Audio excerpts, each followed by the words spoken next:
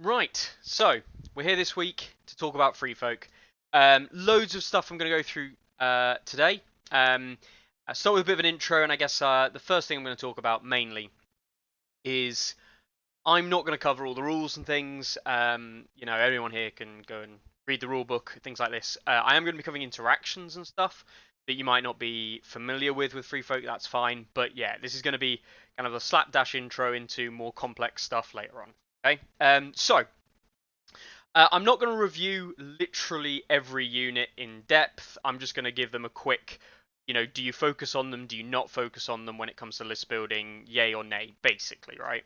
There are videos out there that go through the units, different qualities, this kind of thing. So, as you can see, we'll start off with the Savage Giant. What do I give this? Don't try and think about building around it. Don't bother. Okay, it's not worth the time and effort to try to make this guy work. People can get work out of it, but that doesn't mean that it is competitively that amazing. It just doesn't present a problem at a competitive end, which is what I'll be focusing a lot today on. So Giants, nah, don't bother. Trappers. Trappers are, it's really weird. So Trappers are not particularly popular in like the Eastern European metas. People don't like them in that area. They're not massively popular in the US style either, but Europe, like Western Europe, I know that I run them a lot. I absolutely love Trappers in terms of what the versatility brings. Weasel Kingdom, Charles, he loves them as well. We talked a lot about it. Me and his styles are very similar. So yeah, we're big fans, and Robert down in Australia, another free folk player who's pretty big on the scene at the moment. He also has an element of like respect for trappers, although he doesn't necessarily use them himself as much as he probably would look to use them. So yeah, trappers really useful. The thing here is the order, right? The order, the hidden traps. It's a lot of damage actually from one order that can build up. And this is the key, right? This is why traps are good. Routinely doing 10 damage in a Song of Ice and Fire now is actually feasible. That's possible. Free folk do have ways, which we'll talk about later on, of going over like 12 damage, 13, 14 damage, at which point you're one-shotting units. That's fine.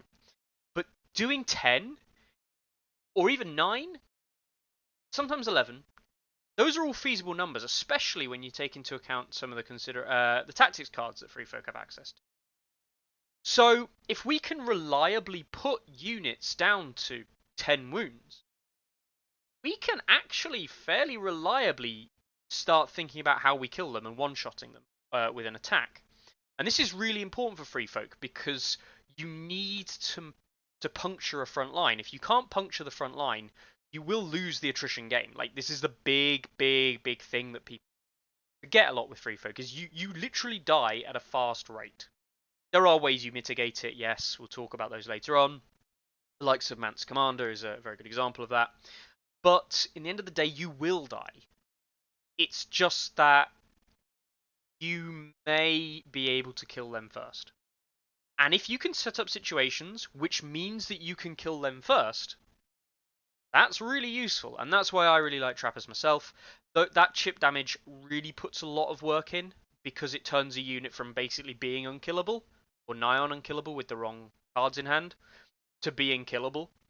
And that makes a big difference. One of the kind of counters to this, if you see someone trapping something up, like prepping for this a little bit, those Tycho burns or an early bags take to heal up a unit is not actually unwarranted. I've spoken a lot with Bloodraven when I've played against his Lannisters, and we talked about how I'm one. To put it in perspective, I'm using Raiders with some of the other cards that we've got to one-shot Warrior Sons with maybe 2 wounds on them. So talking 10 wounds through to Warrior Sons straight away, which immediately negates all of their hardened effective abilities, right? So when you're doing this, popping an early Tycho as a counter is actually a very almost reliable way to stop this happening. And yeah, it feels bad. You might only be healing 2-3 wounds, but that saves you the game, right? Because otherwise your Warrior Sons are just dead. If they're dead, then you lose the game. basically. It's not as simple as that, but it's cascading, right? Activation advantage, space on the board, all of that kind of thing. So, trappers, hidden traps, very useful. Very, very useful for setting those opportunities up and making your opponent think a little bit. Moving on, Raiders. Obviously, Raiders are great. I don't know what to say about them. They're just fantastic. They obviously come with adaptive for the -1 attachment. You should be using Raiders as cannon fodder, and that's not a joke. They're not worth a VP when they die, so send them in there to go and get killed and die, but not pointlessly and not aimlessly. Use them as what I like to use the term nucleus, right? I use them as a nucleus by which then everything forms around the Raider units.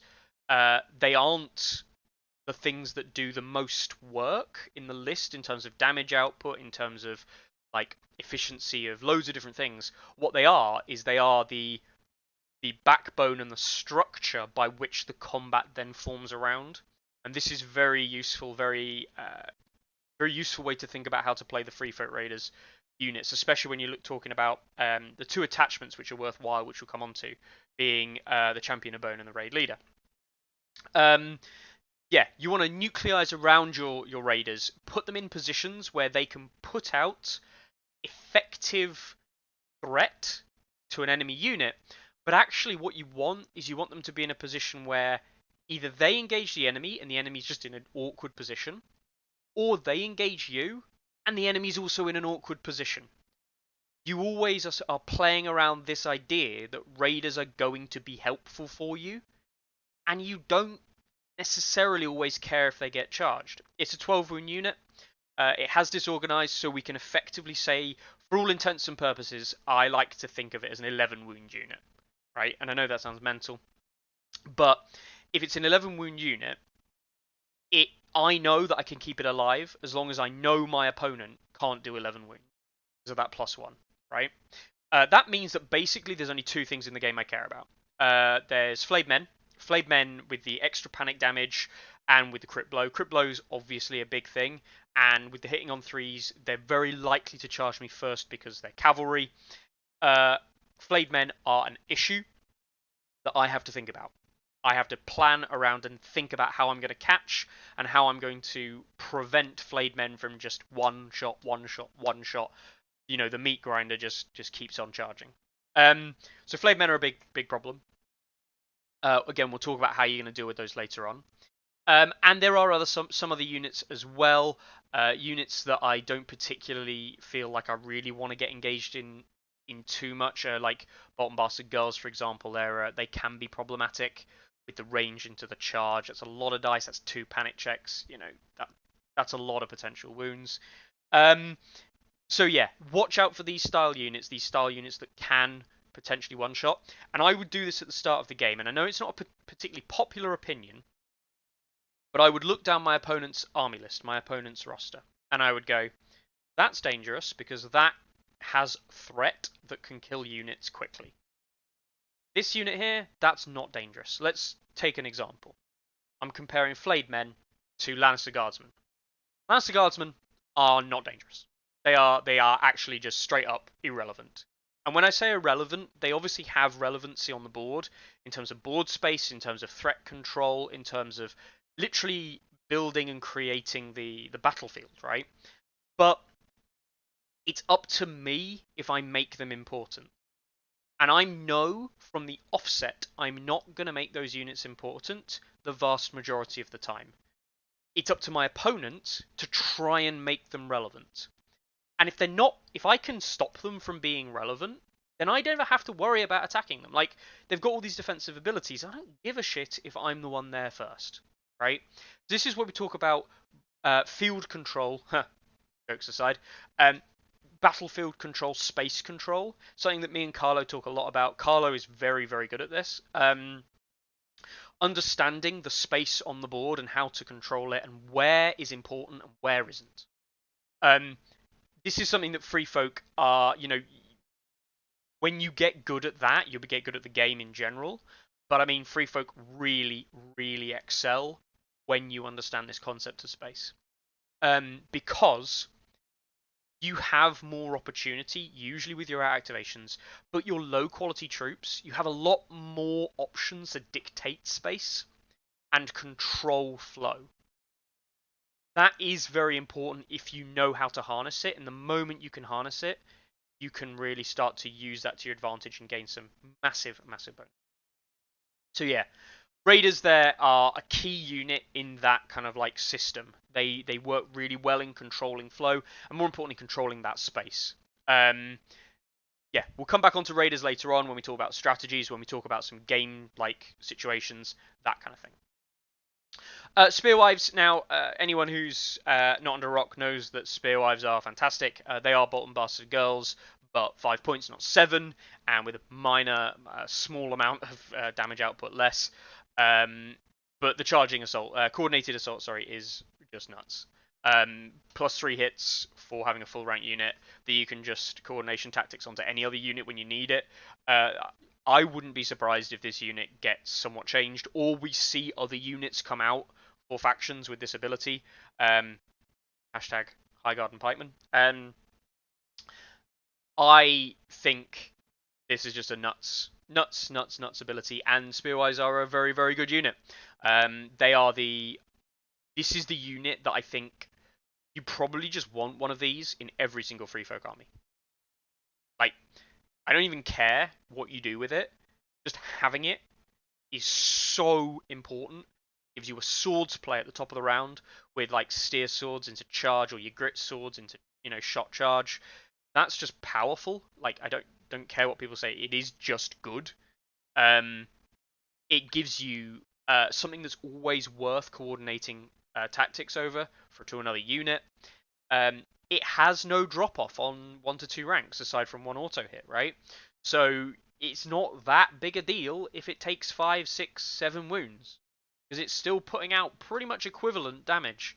So that is all really important to Spearwives. Fantastic unit, you should be using. I'm not a fan of CDS, right? Cave Dweller Savages, I'm not a fan. They have use. The 6th move is certainly very important, controlling space again.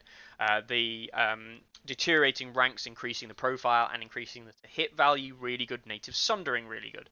The major issue here is ultimately that they do die at quite a fast rate. Basically, for every dice that gets rolled against them, that's a dead Cave Dweller.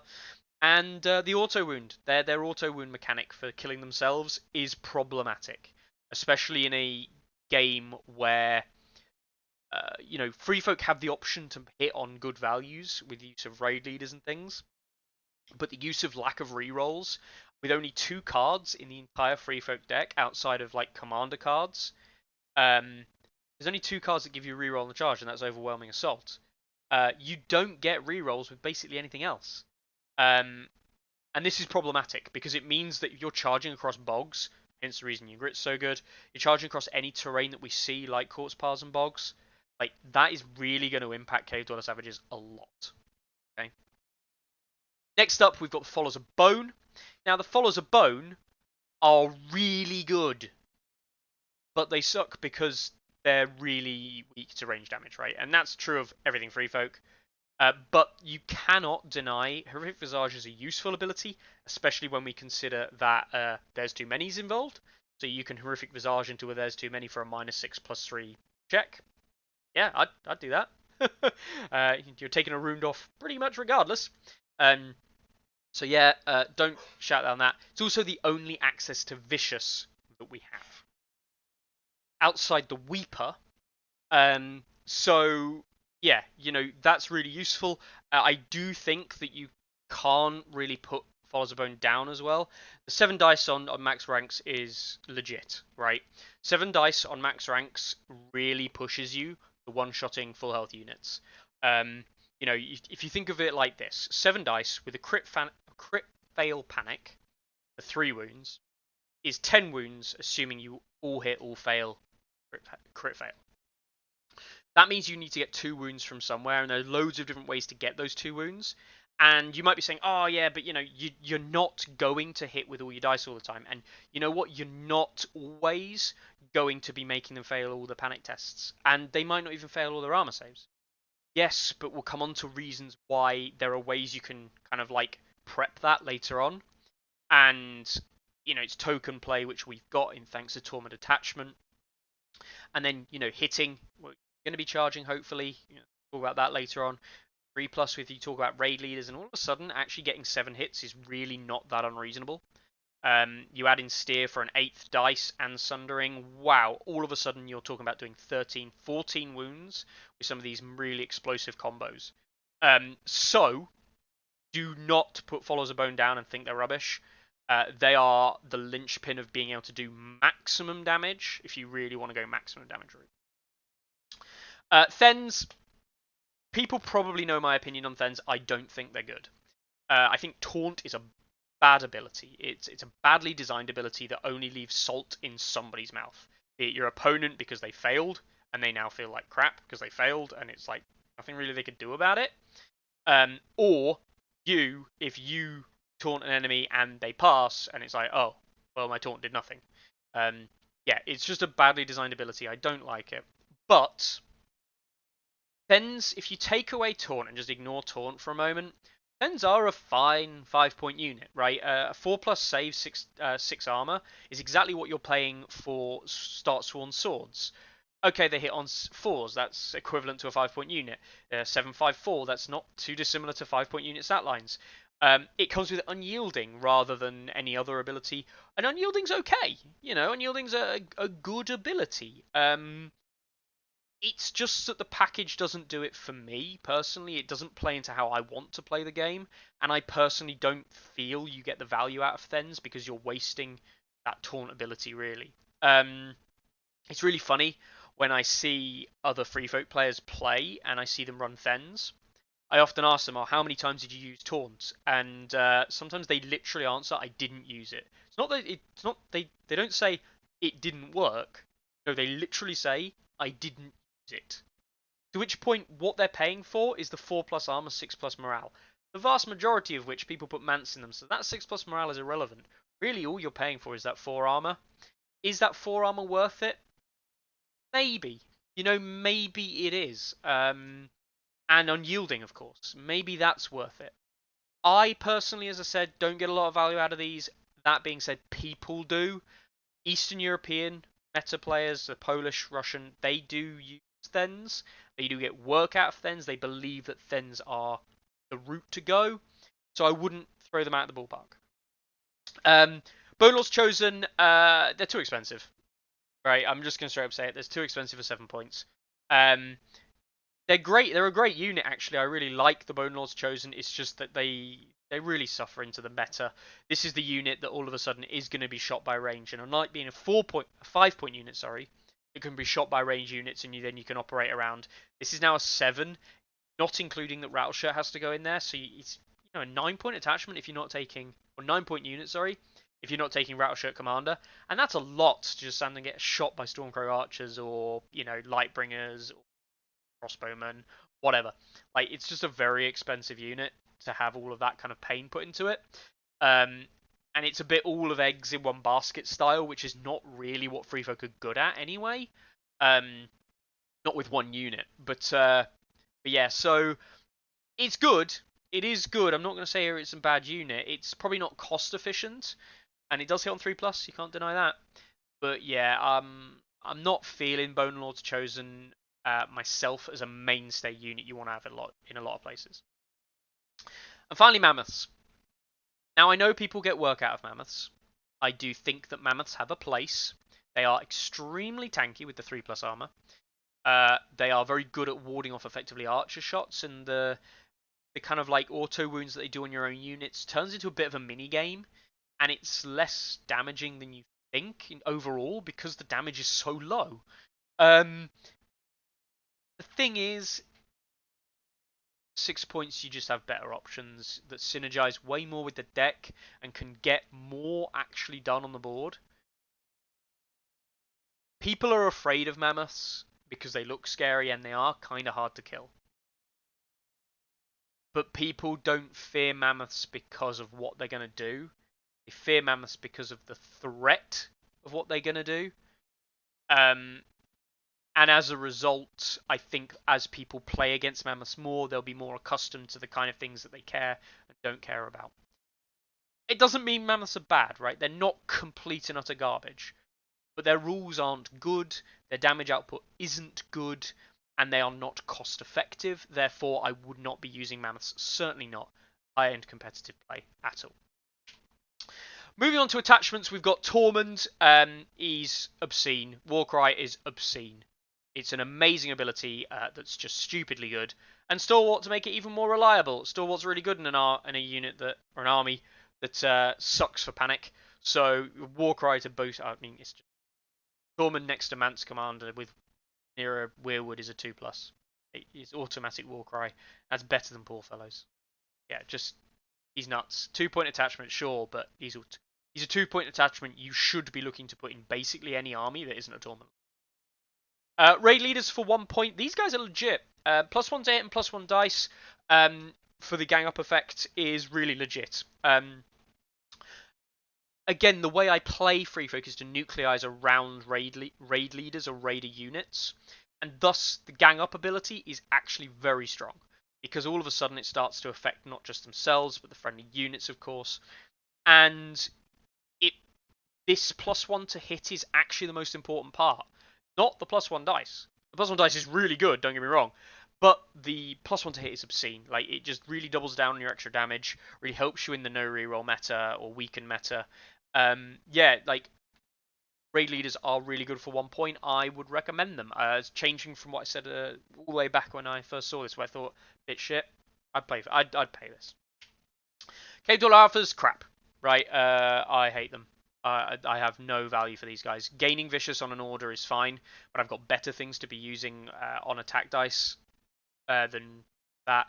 And most of the time I don't care rolling highest attack dice because most of my units should be full health when I'm charging. Like, if I'm coming in on really low health, then I've probably already been losing the game because I'm behind massively on tempo and healing, right? Insight's just not a good ability. You don't see Cave Dweller Alphas really hit any of the top tables. You'll see these guys appear in Raider spam lists purely because you don't need more raid leaders and champions of bone.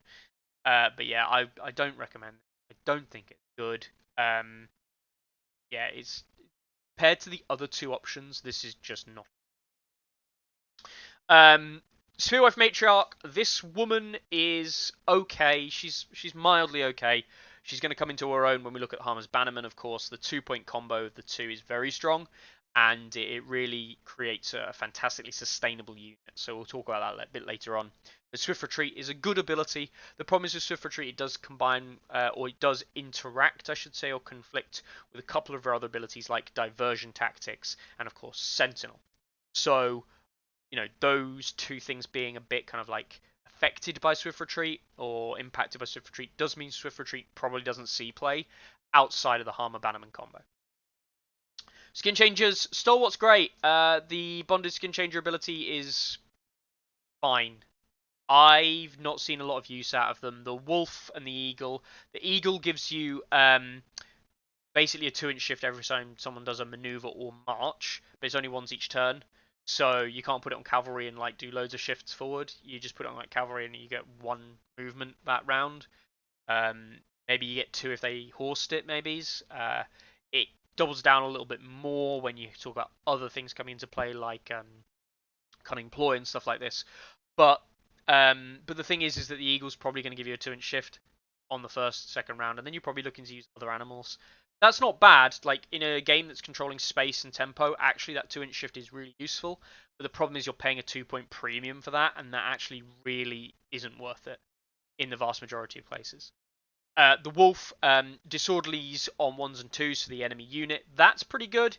And the Skinchanger unit charging against the reroll charge distance dice. That's also really good. It lets you take on those longer bomb charges. But again, like, it just hasn't got the impact that it really needs to be worth 2 points, and especially when that's really all that it does. I don't think Skinchangers are terrible. The bear, which we've not looked at, and I'm not going to spend a long time looking at the bear, but basically the bear is good. It has power.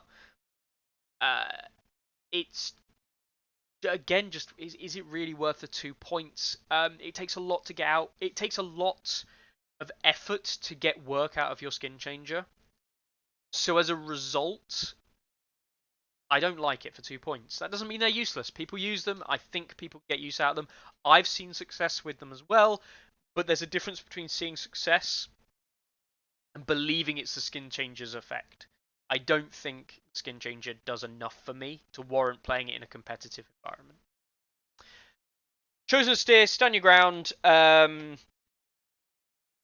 I don't know why you'd pay a point for this, and I'm not joking. Like, we engage 1 unit at a time pretty much all the time in Free Folk, and I don't think you'd ever pay 1 point for this. You can use it to negate the flank and rear bonuses, but a lot of other factions that you care about, like taking the charge away from, so have rerolls accessible in their deck, or other effects that are just as good. So it's really not that good, especially when you consider that Free Folk basically have no way to put out weaken tokens, like actively. So yeah, the Chosen Styyr just doesn't see play in competitive. He probably has value. No, I'm not going to use Styyr, the commander. He's really good. Really good attachment. I was not going to cover commander attachments, but Styr's clearly crept in here. 10 Supremacy, Iron Resolve, very good abilities. 10 Supremacy, especially doubling down with There's Too Many. The problem is, again, with Styyr, that 10 Supremacy order is a little bit conflicting with some of the other stuff in the deck. And actually, the big thing is that the majority of Free Folk units do lose a rank or two on an attack, unless your opponent's stupid. Like, I assume I'm not going to be attacking Guardsmen unless I know that I'm going to be taking Lannister Supremacy back, and I don't mind that, right? I've got to assume in a competitive environment that my opponent's doing the same. They're not going to attack Styyr thinking that then Supremacy is going to kill them afterwards. They're obviously going to be attacking Styyr knowing that then Supremacy isn't going to be that much of a big deal. It's a known threat, unlike tactics cards, which can be kind of like a little bit gotcha because they are unknown, even though you know the full deck. Yeah, this is a known threat that can be worked around, so it doesn't put good work in competitive players, really. That being said, it's still good, right? Champion of Bone, these guys for 1 point are actually really good. Doubling down on the panic fails, the -1 to morale test and +1 wound from intimidating presence is really good. Notice it affects morale checks, not just panic checks as well. Pretty good at preventing things like enemy war cries and stuff like this. Other morale-based like checks, like Greyjoys, for example. I think these have got a place. They're especially good in things like Follows a Bone, like we discussed. But ultimately, they are... The damage output they provide is equivalent to that of a raid leader. And because of the no reroll meta, I prefer the raid leader to give me 3+. I think if no rerolls were less common, and I wasn't constantly playing in bogs and corpse piles, which I prefer myself anyway, the playstyles that I like, I think I'd probably go for Champions of Bone more regularly. But because of no reroll meta, then I'm more inclined to go for the raid leaders. Rattleshirt, the 2-point attachment is very good. He's a Champion of Bone for 1 point, Intimidating Presence, that's great. He comes with Spread Fear for the 2nd point, basically. And that's really useful, and this is why. If you're engaged in melee and they fail the Horrific Visage check, you can Spread Fear on the Horrific Visage. So you'll still be at max ranks. If you're still at max ranks, it's a -3 check with +1 wound. That's really useful, because you can nearly guarantee that this is always going to be a maximum -3 check with +1 wound. That's better than Red Cloaks doing a check with Lannister Justice, all ranks. And you can almost guarantee it. Spread Fear on Rattleshirt Commander, or not Rattleshirt Attachment, sorry. Very, very useful. Very, very, very useful. Come back onto this later on. Potentially look at some combos with that as well. Harma, she my girl, right? 1.6. Harma was my girl in 1.6. I absolutely loved Harma 1.6. 2021, I love her still. She basically appears in every single one of my lists, just like Tormund. Sentinel is really good.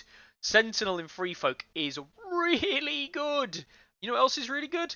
Enhanced Mobility. Enhanced Mobility is really good. That's a 12-inch march in any direction with your unit on the board.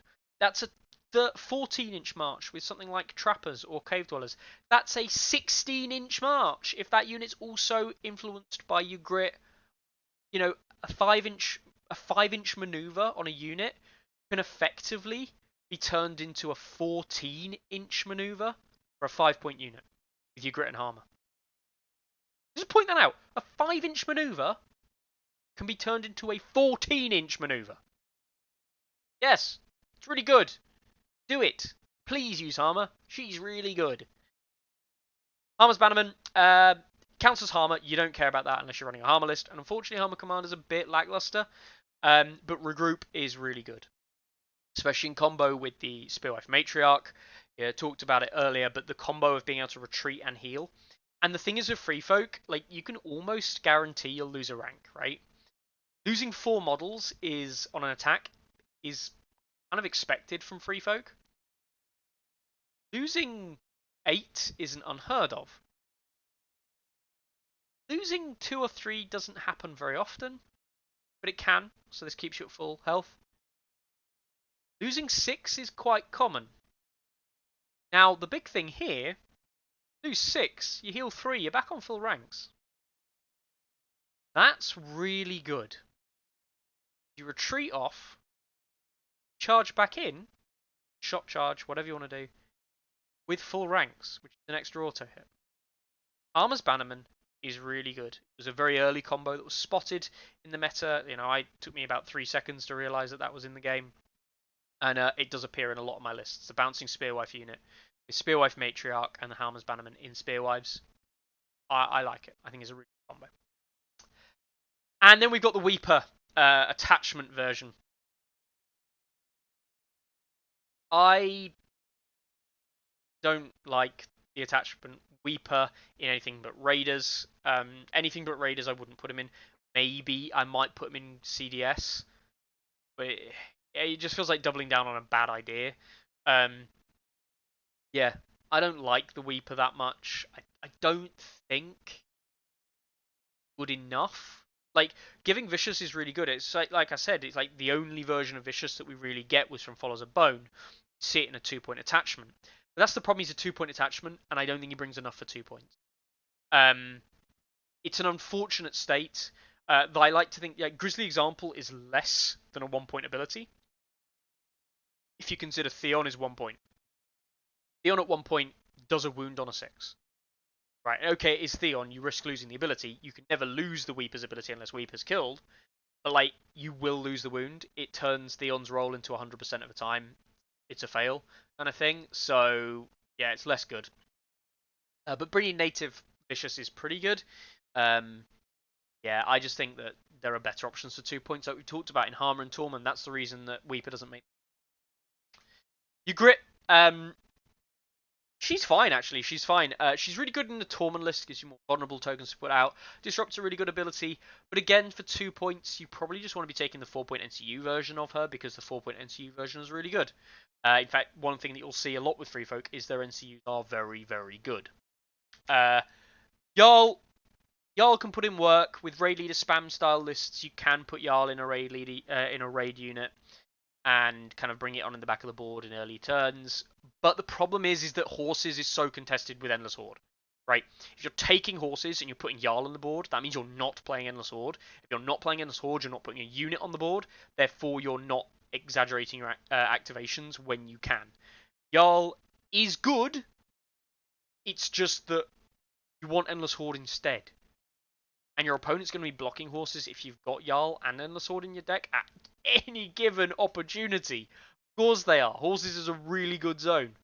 So having Jarl doubling down on that, it just makes it too much use for the zone. And as a result, it's really hard to get the use out of him that we wish he had. If you compare him to 1.6, where, you know, I used him all the time. Especially in Spearwives. I used to use him all the time in Spearwives. Now, Spearwives are more expensive, but better. And I'd use Jarl less. Crazy. Horus Clan Chieftain. For 2 points, Resilience is a bit of a meme. It's a good ability, like, it's really good, and that's why we see Stag Knights doing really well in the meta. Hang on. It works better for free folk because you outnumber your opponent. Your opponent getting more than one attack on your unit is less likely. It's not worth 2 points. Like, you're still going to take so many wounds from your failed panic, even with a 5+ bubble morale from Mance, that I just don't think the Walrus Clan Chieftain is worth the effort, really. NCUs then, Val. I could talk a long time about Val, but I'm not going to. If you don't know why Val is good, go back and read her ability again. She is obscenely powerful. She is the thing that keeps free folk doing what they want to do at any time. Free maneuvers in this game, a rank and flank game, free maneuvers are great. Maneuvers with any unit on the board are strong. Treats, like we talk about the Harma Bannerman combo and Spearwives in general, strong, especially giving out a vulnerable. Lady Val's really good. She is in, I think, 100% of my free folk lists, which is crazy, right? I think I should play. I think I should play games without her, but I think my list is literally worse for it. So, Mance Raider, the NCU don't see him as much because you see him as commander often, but Mance Raider is really good as an NCU card draw, keeping the gas alive, especially good in Tormund lists, keeping those cards flowing. Very, very good. I recommend Mance, if you're not running him as a commander, I definitely look at his NCU and consider picking it up. It really synergizes really well with Val and all the other zones you'll be wanting to take. Craster, yeah, he gives the gas. He allows a lot of card draw. The problem is Craster's almost too much gas, and he's so conditional with the replace zone effect. The healing is good, but the thing is, you're playing into a healing meta that free folk don't win anyway, so don't try, is my opinion. I've used Craster a little bit. I do use him in lists. I think he's okay with Giants if you are going to go that route. But, like, he's just not as good as he could be. He doesn't give you as much card draw as Mance does, so he doesn't even give you the gas compared. He's a big tempo hit as well. So, generally speaking, I don't fancy Craster as a mainstay. I think he's the weakest of the NCU. Styr's really good. 1 dice and Sundering on a whim wherever you need is very good. You need to do work with it with the units. You need to put work in, but the Styyr onto Spearwives shot and charge into a 4 dice shot and then a 7 dice Sundering attack with 3 auto hits, like, that's really good. Like, it's just a straight up easy combo to pull off as well. Styr's really, if you can fit that 5-point NCU in, he's worth it, and I genuinely believe he's. As is Ygritte. Ygritte, I think, is very strong. You see the +1 move and ignoring the hindering and rough. So you're playing into that no rerolls meta by going, yeah, but I don't care anymore. And the -1 move especially, very strong early rounds, potentially at controlling more of the board or denying your opponent control of the board on things like Champions of the Stag, making them movement 3 is fucking sad, especially if they have to go over any rough terrain. Making even Flayed Men movement 4 useful. Yeah. Ygritte, very strong ability, very strong influence. I really like her in a lot of my lists. NCUs. And that brings us to the end of all the units and everything, right? So we've talked about all of that. We've talked about how that comes about. But really, I think what we have to talk about is we have to talk about list building with free folk, right? That's got to be where we go next. So, list building with free folk. Now, I've got here my Mance list that I typically use for a lot of tournaments, but let's actually have a look at free folk themselves. Now, free folk, as we see here, currently sitting in the middle of the table on the stats site. I firmly believe they're probably 3rd, 4th, along with Lannisters, but Lannisters really haven't been putting out the results they need to put out. Lannisters have not been being outperformed at the level that everyone thought they are, so perhaps Lannisters aren't that good. I've always thought, though, as free folk as a very close second to Lannister, if not the same power level, just through different means and different methodologies. Free folk probably are better as a faction to play because you have more choice. I think Lannister choices are quite limited at the moment, and that's problematic. So let's have a look at free folk, though. The big thing here with Free Folk is, I mean, their win rate is basically 50%, right? It fluctuates between just above, just below, but it's basically a 50% rate. We won't look at Baratheons in terms of that matchup. You should be winning it. The big one here is that they are winning the Greyjoy matchup, and they're winning the Lannister matchup more often than not. They win the neutral matchup, and they do have a slight edge in the Stark match. Only ever so slight, though. The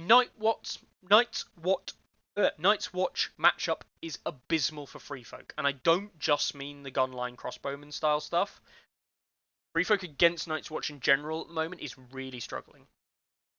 We just don't have the damage output to reliably kill their units because of their really good morale, and this is why you have places like myself, Robert, Weasel, looking at one-shotting units and how we can develop one-shots. The problem is all of that usually requires ranks, hence the reason that gunline, like offal style gunline Night's Watch, is genuinely virtually impossible to beat if played well, especially with Free Folk, because you can't get to the raiders easily, and the crossbowmen will delete ranks off your units, and you need ranks to operate these units effectively. Cave Dwellers might be the solution. We haven't found it. They still just aren't good enough. There is also a slight loss in the Targaryen department. That's usually because of Drogo lists. If they go ham, you usually go real ham. But it's actually some of the Unsullied Pikeman lists and things which people struggle against a lot of the time. Which they are. They're very hard to pick apart. Usually you use range units. Now, as you know, Free Folk don't have that much range units that are very great. So it is problematic for them. Can be difficult. But we'll look at how we can kind of solve that one. Commanders, though, I mean, it's just straight up obvious. Now, it's worth looking that the Weeper here has very few results, only 30, whereas Mance Raider has 300 results, right? Or more. Mance is by far the strongest commander than any of the other commanders, and it's held up by the fact that it has such a high play rate, but it also has equivalently the highest win rate of all of the stuff there outside of the Weeper. I do think the Weeper's good. I don't think the Weeper's bad. I personally do run Weeper sometimes, and I think he's good. Do check him out. But Mance is the go-to commander. Harma just isn't good. Tormund suffers because he's an aggressive commander, and aggressive commanders in the meta don't work that well. We see Drogo actually really lowly rated at the moment. We see Gregor rated really low at the moment. We see Victarion rated really low at the moment. We see Andrew Estamont really rated low at the moment. And we see Tormund rated low at the moment. And what do all of those things have in common? They have very charge-heavy, aggressive decks. They don't win games. Simple as that, right? They will win some. They do not win competitive games. Okay? So that's there. Game mode wise, it's hilarious that there's no Storm of Swords recorded for them. But game mode wise, you can see that Here We Stand and Game of Thrones Mass Objective, and Here We Stand is silly for Free Folk. I don't know if that many games have been played for it. Yeah, about 50, 46. But yeah, Raiders coming on. A Raider unit dies and then it comes on for free. Like, that's really good. But Fire and Blood, a traditionally weak scenario for Free Folk, I actually think is quite strong for them nowadays. Personally, the way I play it, but I know that Fire and Blood has always been a traditionally weak scenario for Free Folk, and I think that's getting over that hurdle, is understanding how to turn that bad game mode into a good one. If you can do that, I think you are starting to understand Free Folk a lot more, and that's where you'll start to really see results coming your way, because you're understanding how to leverage a bad scenario in your own favour. But yes, Clash of Kings is hilarious, because that should be probably, I mean, it was historically a very good scenario for Free Folk, but they changed it so it's only the commander unit that comes back. And that's bad because our commander units are generally low impact, with 5-point or 4-point units. And with the lack of ability to assassinate in the Free Folk roster, it does mean that Clash of Kings is quite a weak game mode. Feast of Crows shouldn't be a surprise with morale hits and things like that as well. We are going to look at list data because I think it should be obvious, right? It should be very obvious, but I just want to reinforce it. More activations, more chance to win. Right? It really is that simple. I mean, it's really that easy and simple to see. Right? Now, some of these, there's only 3 games been played at 6 activations. That's hilarious. I think 2 of them are mine. We've got 100 games at 7. We've got 400 games at 8. We've got 150, 160 at 9. And we've got 6 games at 10. Now, the 6 games at 10 could change. Doubt it. 6 activations, not going to change up. This step that we see here is exactly what I expect. Maybe the 10 activations will come down a little bit, but really, this is what I'd expect to see. 8, 9, 10 activation lists. 9 activation lists are good. 10 activation lists are going to win you games. 8 activation is where I sit at the moment personally, with my Mance list. And I really like it. I really, really enjoy my Mance list. I think it's very good. But I do know that a 9 activation list is probably just straight up better into the game. And that's what we're going to talk about today a little bit as well. But yeah, so my Mance list then. My Mance list. And I know people have been using it and they want to know how to use it properly. And kind of like the discussion points. There are other lists out there, right? I'm using mine because I know it. Talk to the Eastern European guys, right? Talk to Robert, talk to Weasel. They have different takes on different lists, different variants. They all have different ways of playing. They're all equally valid opinions to listen to. People with a fair amount of experience. I mean, I don't think experience makes a difference, personally. But I do think knowing game modes and scenarios that occur often within a game matters. So people who haven't played as much don't probably know the scenarios that come up as often. So they're less useful to talk to because they don't think about what is likely to happen on the board. Anybody who's played a lot, 1.6 through to 2021, it's not actually that relevant. They will know situations that arrive on the board and how to manufacture them or create them reliably. So as a result, they'll know what's good and bad based on situation rather than what's good or bad just paper-wise, right? So that's always really important to consider. But yes, I mean, I made up like 10% of the free folk data for a long time, right? I've had a lot of free folk games in 2021. I've used this list a lot. I feel like I know how to use this list. I still would 100% not say I know every single list like I talked about with Thens. I'm still really not sure how I'm supposed to be getting value out of Thens, especially against players like Carlo with Lannisters. So, let's have a look. Mance and Trappers. We've got Raid Leader in Raiders. We've got Harma in the Followers of Bone. The Spearwife Matriarch Harma Bannerman combo in Spearwives. Torment in Raiders. And we run the triplicate of NCUs that I absolutely love. Val, Ygritte, Styyr. This is all about this is a tempo list, right? Mance is there to obviously get Endless Horde out ASAP, but you really don't need to get Endless Horde out as quickly as you think. If you don't have it, you can still get good against good opponents, especially if they're running equivalent 8 activation lists. What you're looking to do, this Raid Leader unit is the first unit that hits the board in basically every situation, right? In fact, we could show this, right? We could show this on TTS, right? Now I know not people's people's thing isn't necessarily always TTS, right? People don't like necessarily every single time. I can't sit here and say TTS is a bad thing, right? It's not. It's a great thing. But it's really, really important to remember that you are aware that TTS isn't necessarily identical, right? So, we're going to look at it here. We're going to look at how I would adopt and how I would use this particular kind of list in terms of putting it on the board, in terms of kind of getting use out of it, right? So, let's start. I will use. Tell you what I'll use. I'll use a list that I played into recently. I played into a Roose Lannister list quite recently, run by Leet Teddy. He runs, if I'm right in saying this, Red Cloaks, Flayed Men.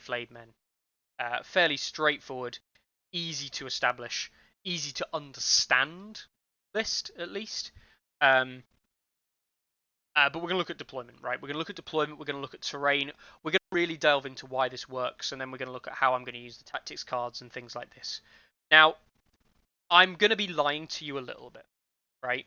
I don't think about all of this before the game starts. I don't think about all of this because half of this stuff I've already thought out, right? Most of this stuff is things that I already know, having played Free Folk a lot, and how, like, naturally I'm going to create these situations where I can. You know when someone's playing badly because they don't create these situations for themselves and aren't trying very well. And if that happens a lot, then you'll see that they'll struggle and they'll probably lose. Okay? So we've got flayed men, and we've got red cloaks. You have to figure things flying all over the place. DTS. So, he's got those 4 units, and he's got some NCUs. I think he runs Tycho, Joffrey, Pycelle. I mean, that's probably nobody's surprise there. Get them out. Tycho being game. There for now. And we will put Roos in this unit. So, this is what we've got. Now, if I win the deployment, I'm going to make him choose go first. Because I know I've got 2 deployment drops after his. Right? Because I've got 5 units to his 4. Now, I could give him a 5th unit, and in that case, then, you know, it becomes a bit more difficult. I really want to win that deployment drop. And that's where you look at maybe 6 activation on-field lists over the 5 that I run, and you talk about basically running a 9 activation list at that point. Which, as I said, I do think are valuable, and I do think are very good. I think, you know, if I was to do anything with my list, I drop out Harma from the Follows of Bone. This Follows of Bone becomes another Spearwife unit. That saved me 2 points.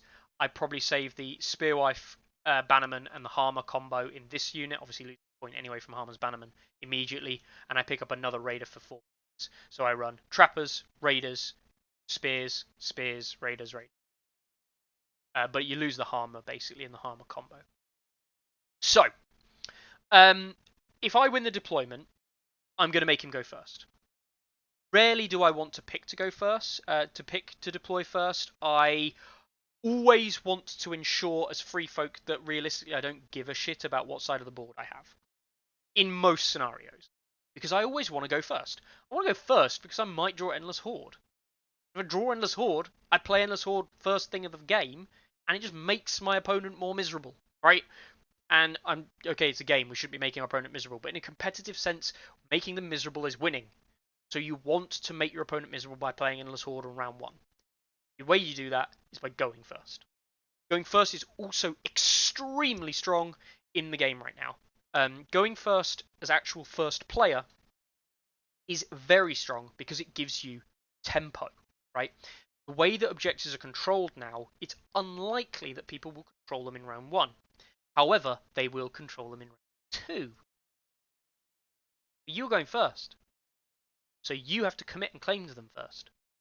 If you have to commit and claim them first, I can charge you. I can delete a rank. I get to claim it back because I have more ranks than you. Or I can contest it because I have more ranks than you. So, going first on round 1 is incredibly strong in the meta right now. It should realistically be, in my opinion, nearly always your choice. The only reason you'd ever pick 2, go first or second on round 1, is if you're lower activations and you're looking to delete a unit. Yeah, and this is where you would use something like a Flayed Men unit, like we've discussed before, the threat that they have by bringing them up the board as the last activation of the previous round, and then coming in and just smacking a unit really hard early. It's a way of leveraging your activation disadvantage into gaining an advantage again. So, let's have a little look at Free Folk deployment. And terrain, of course. Terrain's a big one. Now, against Lannisters, he's going to put... Let's give him first terrain pick. Guess what he's probably going to put down? A corpse pile. In fact, this was exactly the terrain that he ended up placing. We saw a corpse pile. Now, we were playing Here We Stand, this particular game mode, but this would be true for a lot of game modes out there. What do I do? Well, I obviously respond with a weirwood over here. Yeah. What does he do? Well, I think it's fairly obvious he responds with a corpse pile over here. And that gives me a choice.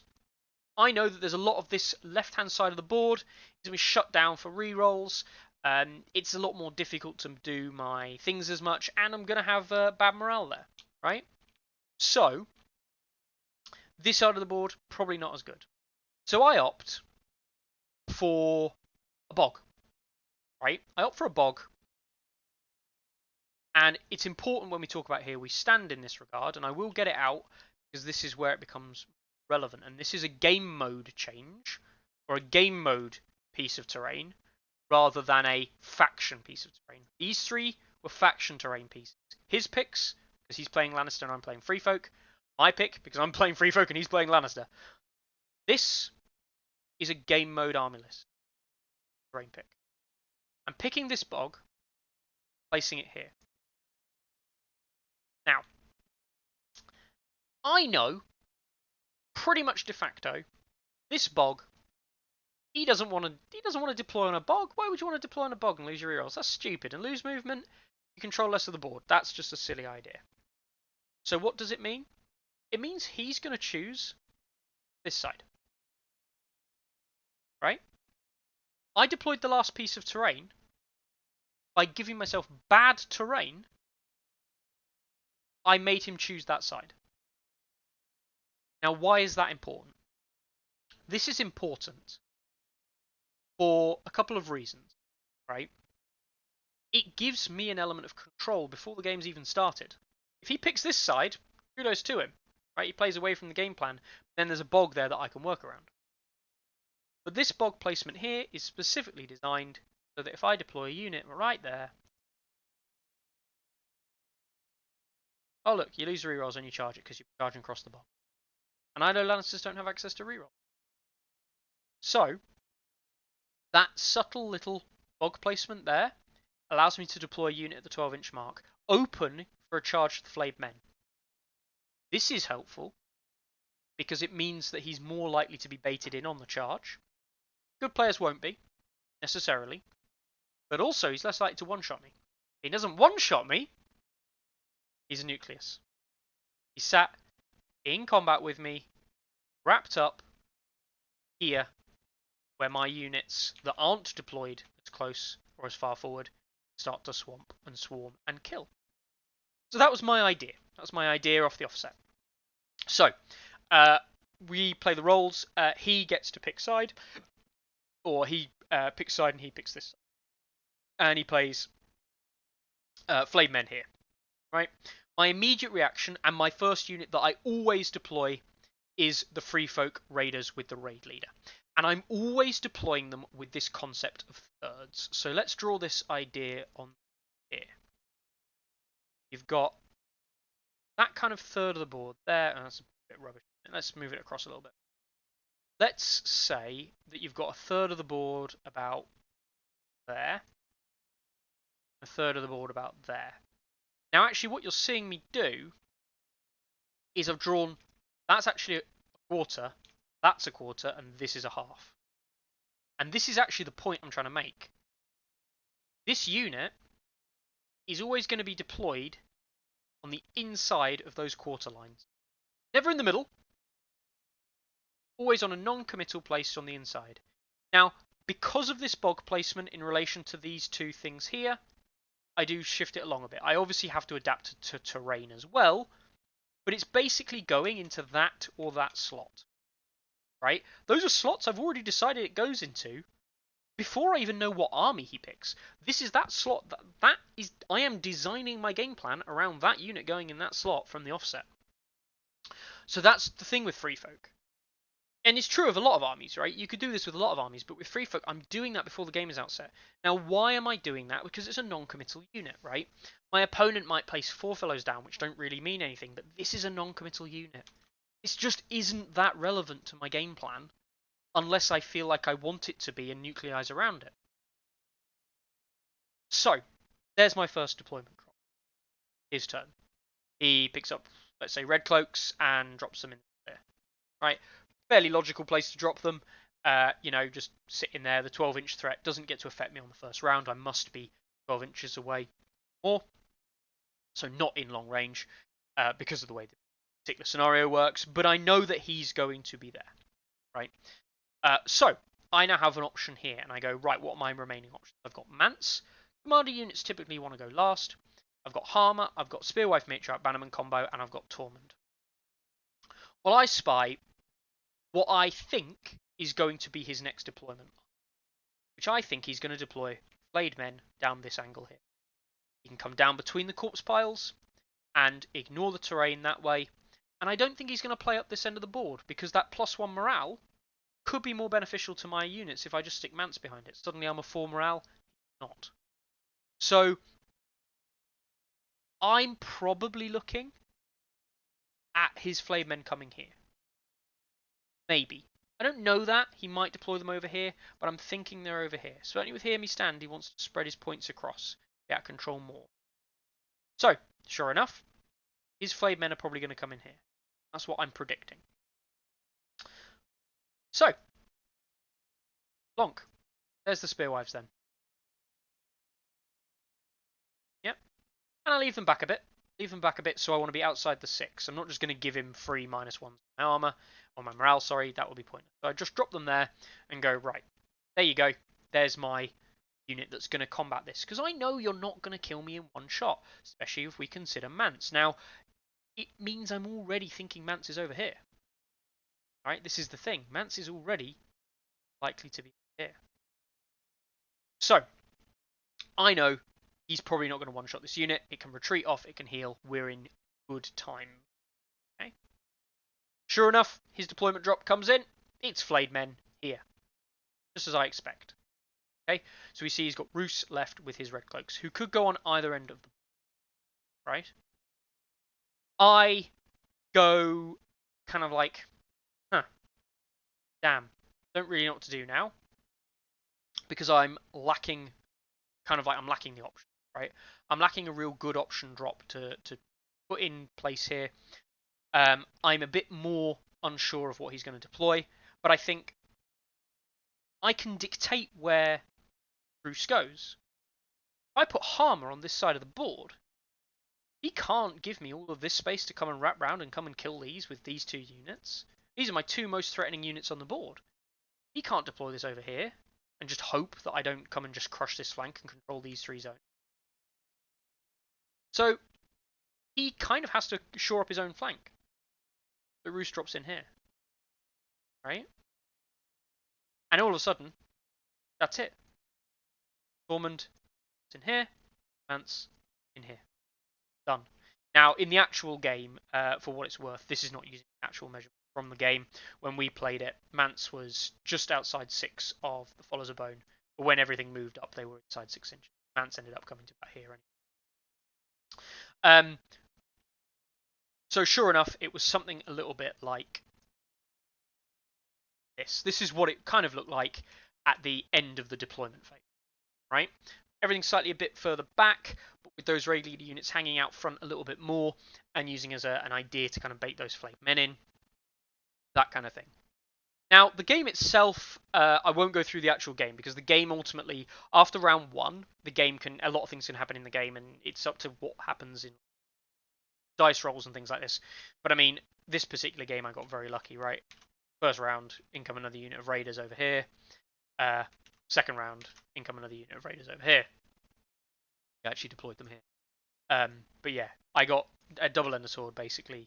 Well, I got Endless Horde round 1, Endless Horde round 2. So I mean, after that point, I'm running effectively a 10 activation list. He's lost, right? As much as a good player as my opponent might have been, I really thought the dice were against him at that point, and sure enough, it did come down to that, and I killed his commander off, and at that point he was just hemorrhaging points, and he eventually resigned. He resigned because it was 4-3, but there was no way he was ever going to get back the activation advantage and activation economy, realistically. So that's here we stand, right? That's the result. Game mode deployment and the way that terrain impacted deployment and the way that I was expecting this to happen and play out was exactly what I was dictating from my initial terrain deployment, right? I ended up not having this area on the right hand side being used that much. And this is a good thing because that's where the rerolls happen. And rerolls with units with crit blow on the charge and really big panic tests, I want to deny him his rerolls as much as I can. He's going to deny me mine anyway with Pycelle. So who gives a shit if I'm denied a lot? Like I'm gonna be denied a lot of rerolls. I'm always gonna be doing things on his terms in terms of attack, so at least make it on my terms as well. And yeah, you know, put pressure on units, start to look at units and how you can control them, so on and so forth. As I said, this round, go first, play on the sword. That's it. So hopefully that gives you some insights into how I think about the unit and how I think about placement. Notice this unit, I think, can always take a beating. Personal bugbear, I always like my matriarch to be the second model, so he can come in there. This unit can take a beating because I know it can auto heal, right? And it's unlikely to die in one shot, right? In fact, my first turn maneuver, if I remember rightly, was to stay outside 12. I've been slightly off-centered. I've been more like this. But my first turn maneuver was to basically put this unit into a position where if you charged it in the front, it'd have been taking corpse pile. I want to say my first turn was something like that. Basically, nothing really moved anywhere. And last thing, this came up. But yeah, this is the kind of thing you want to be doing. Denying the rerolls from those flayed men. Giving them weaken tokens where you can, using the likes of letters and things like this. And I know Bags, he's going to counter Bags me with Pycelle. He's going to take the tokens off. Just keep the tokens coming out. Control the tokens on your own forces as well. Yeah, so that was the way I would deploy the units. That's the way I would go about thinking about how to game it. Now, let's actually think about how the tactics deck works with the Free Folk list, right? So, let's immediately take out Mance's cards, because I'm not going to talk about commanders-wise. Commanders are an entirely different kettle of fish, which I feel like we could have a long conversation of another day. Okay? Let's consider cards. I'll also redo this whole process as well, but we'll do it for a 5 activation list. Something similar to what I found that I played up against in the LGT earlier this year. So, let's have a little look. Right. So, you're probably thinking as well, Michael, you talked about how there was going to be this idea of threat and non-threat units. Well, the thing is with this list, these units are threats, right? And I've tried to mitigate those threats as much as I can. Okay. These units are the threats. You know what aren't a threat? These guys. Okay. That sounds mental, that red cloaks aren't a threat. But it's comparative. Red cloaks, I can take wound ranks off, I can prevent them from doing those panic checks as often, and he doesn't run High Sparrow NCU. So I know he's not healing that often from those panic checks. He does run Roos, and Roos does come with a Flayed Man has no secrets, of course, for denial, but specifically he also comes with Fear keeps a man alive, right, which can heal up 3 of his units. So, I don't consider these guys that much of a threat. I'm going to be taking wounds. He can double down on it. 3 to 4 wounds, is the worst it's going to be. He can make it worse when these get engaged, but these are the threats. These aren't here. These aren't as good. Now, this game ended up being, as I said, units kind of got brought on and stuff like this. But this game ended up being like this was over here. This was kind of stuck in an awful melee here. This unit in here, this was like on half health or something like this. This unit had come into the flank over here. There was a raider unit where the Endless Horde come in. Here, there was a unit like this. And then Mance came in, and then, long story short, I think these guys are a bit far over. It came down to this retreat happening, backing out to here. And I ended up actually charging Mance in. It being like here or something. I ended up charging Mance into that Flayed Men unit, pinning it down. And then that basically ended the game after that point because he couldn't do the charges and couldn't do what he wanted to do. And Mance just, took wounds. but it didn't matter. Yeah. So, the tactics cards then. Diversion tactics, super useful, super easy card that's going to be used off base of attacks. The initial setup here is that if he charges my free threat raiders, probably going to kill them, right? And what that means is, if he charges and kills, Tormund then moves into the flank. Here, I have a flank charge with Tormund using the Warcry, kind of dangerous. So that's the kind of plan there with diversion tactics from the off. Did I draw it? Can't even remember. I think I drew one, but that was always the plan. Okay. Let's have a look at Overwhelming Assault. If I drew this, well, I don't really plan around Overwhelming Assault. It's just a card that I like. Rerolls crit blow sundering, useful. Okay, I didn't plan around it though. Surround Exposed. Yeah, Surround Exposed, right? So if his cavalry come in, you'll always notice the where he's matched up on both flanks. He's always never matched up on the furthest flank. He's always matched with a unit on the outside, which means that when he comes in, I'm guaranteed to be giving 1 token, and it's likely 2, right? So as a result, these units have got another Warcry on them, and I get to choose, be it weakened, vulnerable, panicked, whatever I want to suit that need. So Surround Exposed comes in really good handy moment there, putting out those tokens on the. I've already decided I don't give a shit about these 2 units. These are not the threats. These are the threats that I either want to deal with or control. As I said, I end up killing these 2 units. The units I end up killing. But that's because I know I was controlling these threats to start with. Okay. So, Regroup and Reform. How's that going to be used? Well, Regroup and Reform, I'm going to probably be moving trappers to these valuable units here. Maybe these raiders can be integrated with the Spearwives over here. Maybe Tormund could be used to transport him into this unit once the engagement starts to give them morale boost, and then prevent this unit from completely capitulating. So yeah, that would probably be my overall plan there. So that's Regroup and Reform. Probably unlikely to use it much in round 1 anyway. Coordination Tactics, well, Coordination Tactics is 100% on these 2 units is where I'm looking to use it. Potentially on these 2 for the double Warcry effect. And yeah, you know, I'm going to be wanting to Coordination Tactics maybe his Mance and the Trappers onto somebody. Giving them that, like, initial hit. No tactics cards. Could be useful. That's the initial play there from Coordination Tactics and how I'd look to use it there. Endless Horde, well, Endless Horde, I'm going to bring on a raider unit, aren't I? And I did. And there's too many. Well, there's too many really synergizes with this unit here, and this is where this deployment starts to come in real handy as well. With that Endless Horde, round 1. Coming over here. This unit's going to die, right? This unit is just going to die. But, plonk.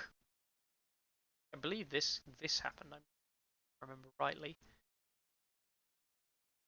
Plonk. If this dies, doesn't matter. Or if Roos comes in and kills this unit, doesn't matter. It's all about providing coordination tactics. There's too many onto that unit. And as it turns out, there's too many this melee over here. I did at one point in the game a -3 check with the corpse pile -4. There's too many for another -3.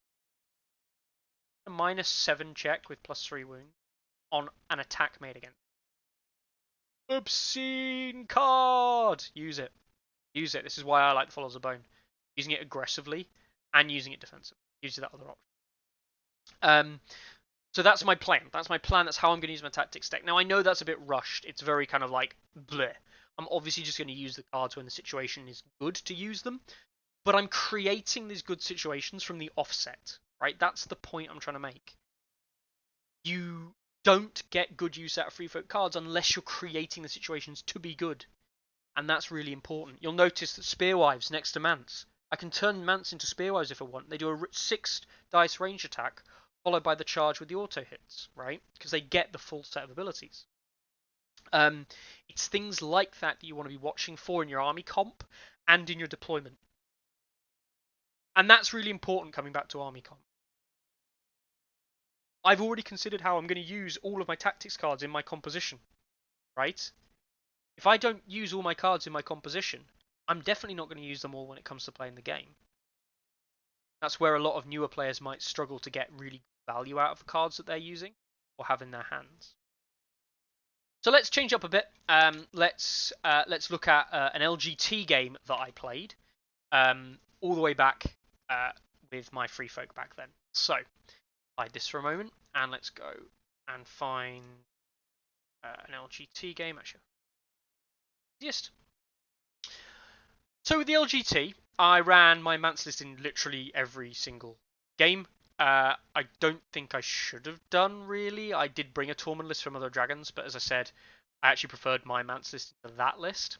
Let us have a look at Feast for Crows against Real Duggars. Now, the Real Duggars here, he ran his Tyrion list. And you'll notice the Halberdier, Lannister Guardsman, Cassie Rock Guardsman, 3 NCUs, Tywin, and a Turncoat.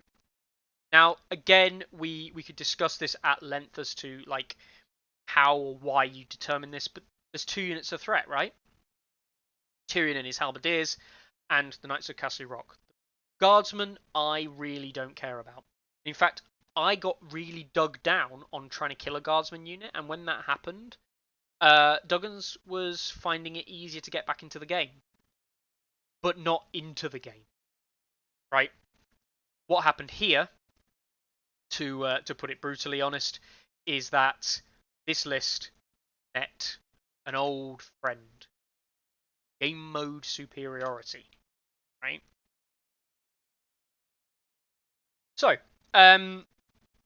we've got the terrain. Now, I'll be honest with you, I don't really remember the terrain that well, who placed what, but I think it ended up basically something like this, right? And he's going first. He deploys his units, and again, I don't really remember the deployment order, but he ended up basically deploying something like, right? That was the structure he deployed it. Okay. I end up in response deploying my raider unit there with the raid leader, right? And surprisingly enough, my Spearwife Matriarch came down next as a non-committal unit in the center, right? I then realised that with his deployment of here and here, he's building towards this flank, right, with his commander. So Tormund comes down over here. Tormund's going to die. I know this. There's not much I can do about this. He is going to just pass away. But I don't care. And I put Mance over here and Harma over here. Harma to chase down the Cassie Rock and prevent the Cassie Rock from coming over to the objective. And effectively what ended up happening was Mance comes up and controls this. These guys all come forward, kind of a little bit. What ends up happening is actually this guy clash over here. Tormund ends up getting killed. This guardsman ends up here. This kind of comes across and ends up behind here, and the Knights of Castle Rock end up like here. Something a little bit like this. And I was happily with this unit just getting charged across the thing. I don't care. I'm not attacking you. This guy comes in here, and this guy ends up coming up here. This unit ends up getting blown up. The same way this end up gets blown up, right? And we've now got another objective like here. I think I may have endless hoarded on and a unit at this point, right, later on. But I'm now in his flank, right? I am in full control of what happens in this game mode, and I'm scoring 2 points a turn. He's scoring 2 points a turn, but I'm winning because I'm a point up, right? Then effectively, as the game went on, that was the only unit I actually killed all game, the Knights of Castle Rock, right? And he killed 2 raider units. Okay, I think it might not have been Tormund, it might have been this raider he actually killed. Tormund might have got out, and this one died and came back on later on. But the point is that I had control over the board. I'm scoring 2 points a turn, never contested, and he's not scoring 2 points, or he was, but not necessarily all the time. Yeah, and it puts him in a horrible position. What does he do? How does he get anywhere? And eventually, it came down to this guardsman unit coming out and making a charge against the Followers of Bone. Something like, I mean, end up over here,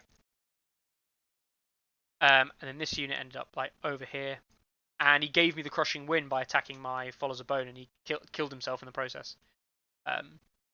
So yeah.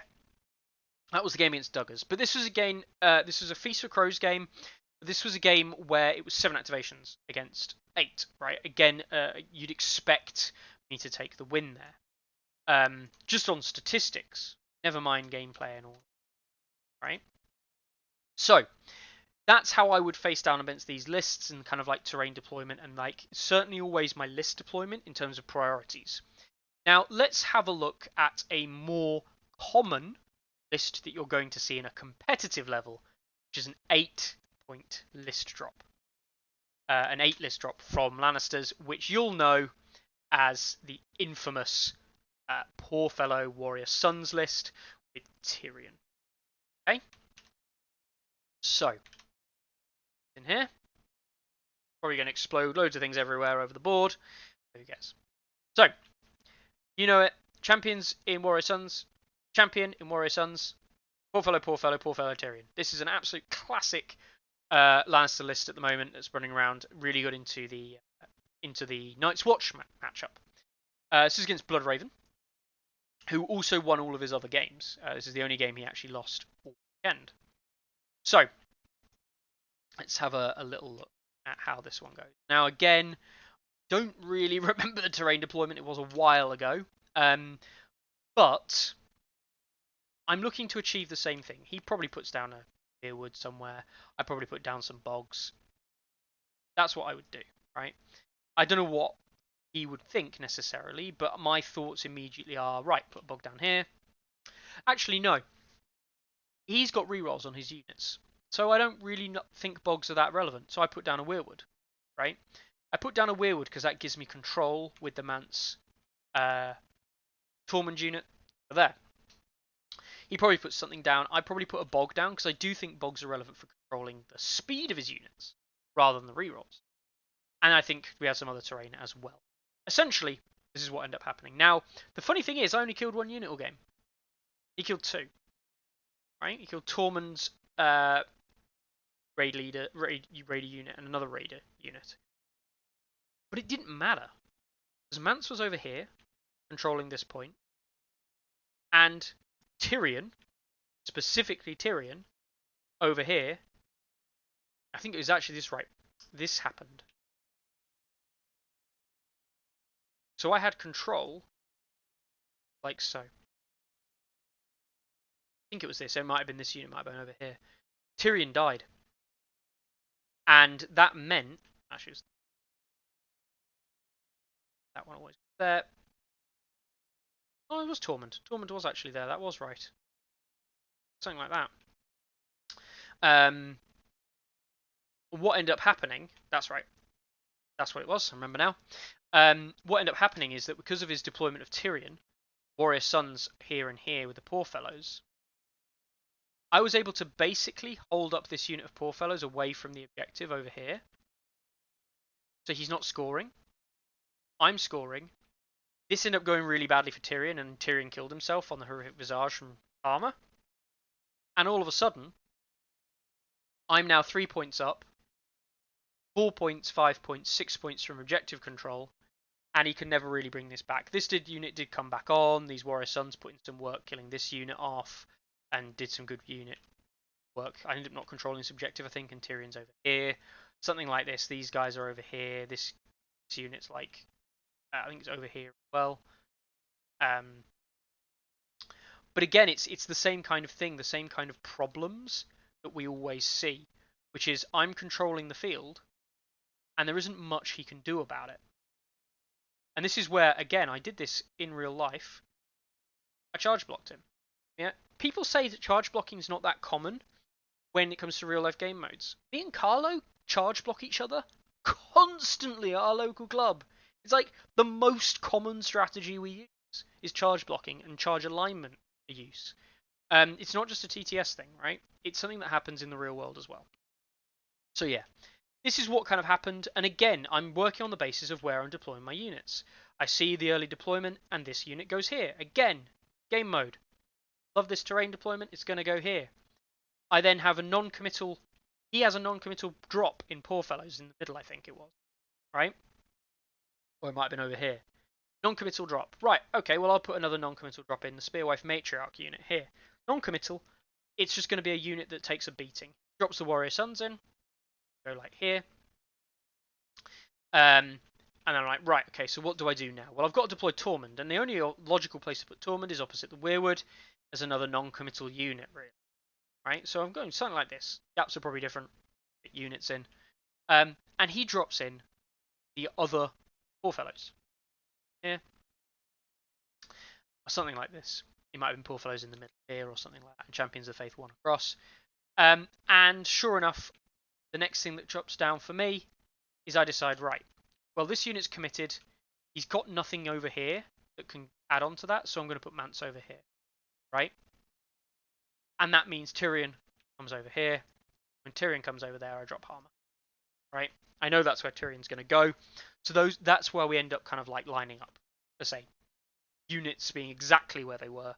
Not case because I don't have the footage and I don't have the game recorded. But again, that's the kind of style I'm going for. Now, of this game mode, I can't remember what the other terrain is. I genuinely can't. If Bloodraven watches this, he can maybe give us more insights to what the other terrain was. But this is how it ended up playing out. And the only unit that died was this one. And I lost this one and this one, I believe. Or another Raider unit. Don't really care.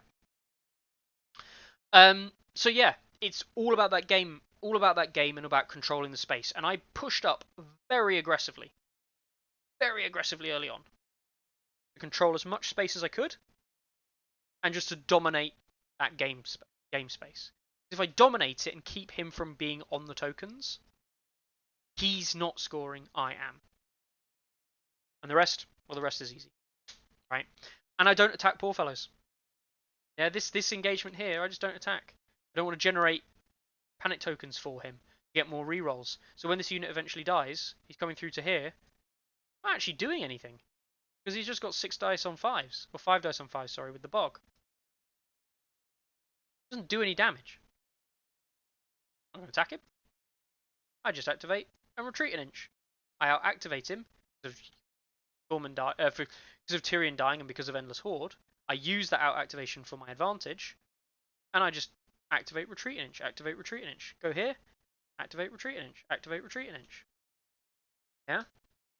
Keep doing that. So, that's the style I would play against that kind of list, right? And that worked, as I say, for all of my game modes. The difference is when you start to see like Night's Watch. I don't know if the footage is going to come out. Top table Night's Watch. It's actually super boring, really, personally. But basically, he deploys a corner here, and the terrain is set up so that he can just kind of create a castle here. And basically, I never can attack into it, and it's game over basically from that point onwards. The final in comparison was an absolute whitewash. My opponent just had me over the coals from the moment the game started. But that's the Night's Watch Free Folk matchup. Certainly with Gunline at the moment, I think it's just a terrible game, terrible matchup. So yeah, hopefully that gives you insight as to how I deploy, how I think about my units a little bit. I've kind of rambled just loads at this point, talked absolute tons about different things. This is just an introduction to the way I play my list. We can go over more advanced concepts and topics later on. The 9 activation lists can do all of this and more. I prefer running the Harma for the Sentinel. Little techniques, one that I will show you today, is things like using this as the nucleus and twisting Harma like so that if he charges me, this is actually really, again, you don't need TTS for this, okay? TTS is just an example. I'm using it here. If I pivot to something like that, yeah, I might open this flank for a charge. I don't really care because he's not in my flank, right? And when you charge this unit, if you go in the front, fractional, slightly. You can't charge Harma in the front with this unit because you can't get to my flank. But if you charge my unit in the front, I sentinel in, and I'm charging you in the flank. Very famously or very popularly, I did this to my clubmate Dan. He charged Eddard Honor Guard into the front of this unit of raiders. I sentineled. The unit was over here. Really matter. I think I'd walk ride the unit earlier. I sentineled, charged in, and he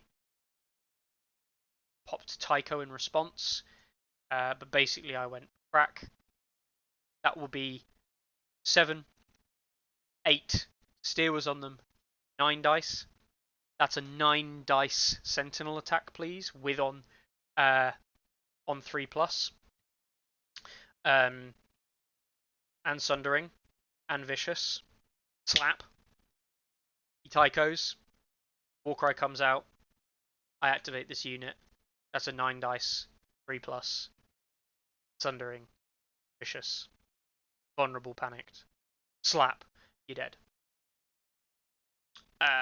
Retreat back to this position. And I think I actually, when I retreated back, I didn't even retreat back to there. I retreated back to that way. Over here. To kind of like effectively say, right, well, that was that one dealt with. Move on to the next. You can do that with free folk. If they fall into bait traps like this, you can really do that, and setting those up really, really optimistic. Now, of course, I told everyone about this bait trap, so everyone's going to know and everyone's going to play around it. But let's face it, no one who doesn't play free folk is going to watch this video, right? So who cares? So yeah, look for little plays like that with Harma. That's why I use Harma in the list there. This unit's designed to go up against their hardest hitter and just be a roadblock for them. More expensive version of Poor Fellows, if you will. That also has some threat, and the rest is kind of like just see how you get on with it. Remember, Mance sitting on an objective at the side of the board, scoring 2 points a turn, not being contested, is how you win games. It's not valuable, it's how you win games. So have a look at that, have a think about that. And yeah, I'm going to leave it there for today with this introduction to like free folk and how I play them, what I look for, how I rate all of the different stuff. I can do more if people want more, talk about specific ideas, do like shorter videos, shorter concepts around different things. But yeah, just drop a comment on the video, hit like, hit subscribe, check out A Song of Ice and Fire stats and all the absolutely fantastic content that's on there nowadays in terms of learning about the game, learning about all the different things you can learn about. And yeah, just go and enjoy playing A Song of Ice and Fire. It's a really enjoyable game right now. Certainly if you're a Stark, Free Folk, Lannister, Greyjoy player, I think those 4 in the middle have having a great time. Enjoying the game, playing the game well. Neutrals have had some nice play. We won't talk about Baratheons and we won't talk about Night's Watch. But yeah, do go out there, enjoy playing the game, enjoy playing free folk, trying different things out. Tell me if you've had any success with stuff that I think is not so great. Tell me how you've had success with it. You know, if you can link to me games on the site that you've played with certain stuff so I can look at them and go, oh, right, so this is how it played out. I'll have a look at the list combos. I'll try and evaluate whether or not my opinion is actually worth it or not in certain scenarios. If it's not on the site, it's just a game, then I don't care as much, and that's nothing to do with your gaming group or anything like that, but I don't have any reference to go from. I can't tell how good the game was and how good your opponent was. You know, I can only go off what is on the site, really, as a way of establishing actually useful information rather than anecdotal data. So do use the site, keep recording your games, keep putting things up there, keep winning, or just playing. Who matters if you win, right? People go through wins and losses. You've only got to look at graphs. Look at this. It's absolute slumps in performance, right? But if you're good, you'll keep getting, and if you're getting better, you'll keep going up. That's the thing with this game and stats, and what it's trying to do is you will do well if you persevere and you get better at it, and you'll start to build points. And yeah, you might take a loss here and there and in between, but you'll get to a point where you're comfortable, right? And it will settle your ELO eventually. So don't worry about your number. It's not important. The only person that cares about your number, ultimately, is you if you assign care to it, right? So go out there, play some games, record some data, add to the ever-mounting games that we've had played on the site. And yeah, go and enjoy free folk, guys. Try this list out, try other lists out, try some 6 activation, or 9 activation lists, I should say, lists out. Try new mag out if you want, you know, so tell me how it goes on with him. And yeah, see you later, guys. Thanks a lot for tuning in.